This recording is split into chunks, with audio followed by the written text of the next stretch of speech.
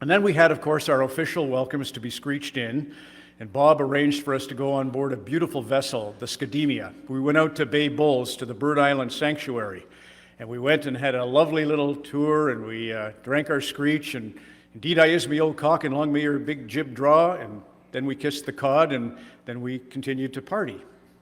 And as the boat was coming back to shore, we were about, 500 meters away from the shore. It was an incredible day. It was always a beautiful sunny day for the golf tournament. It never rained on Bob's tournament once. And this day was particularly hot, temperature up in the 30s, and you could see the ocean floor, clear as a bell. And I said, gee, it would sure be great to go for a dip. And Bob, oh, that's a good idea.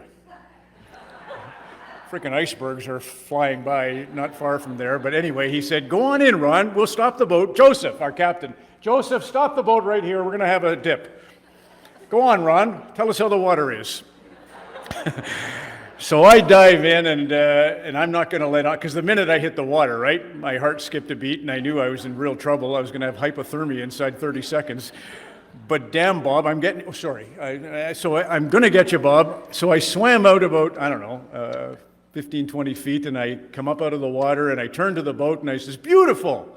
It's warm, it's refreshing, and right away, former NHL referee Dave Newell, God love you, Dave, he takes off his shirt. Richard Brodeur, a goaltender from the National Hockey League, he whips off his shirt. Harry Neal doffs his shirt, and they all jump in the water.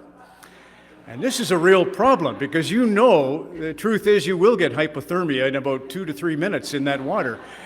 And these guys, I was able to reach the gunnel. You could kind of propel yourself up, grab the gunnel, and climb back on the boat. But those guys could not. They were a little heavy set, and we couldn't get them out of the ocean.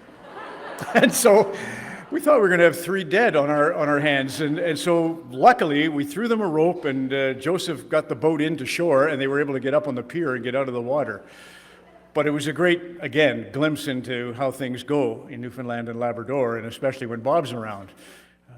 A good friend is somebody who will obviously tell you things you don't want to hear, and Bob would always do that.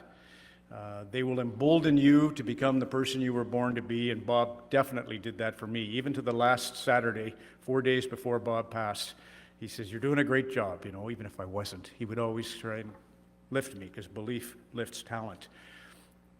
A good friend is what Bob was and will always be. I just think about that open window to all these rinks around North America are like those icebergs floating down the coast. And actually, Bob, as much as we will remember your voice, we will never forget that gleam in your eye. That's what made you special, and that's why it was such an honor for all of us at Hockey Night in Canada to need you and to know you and to love you.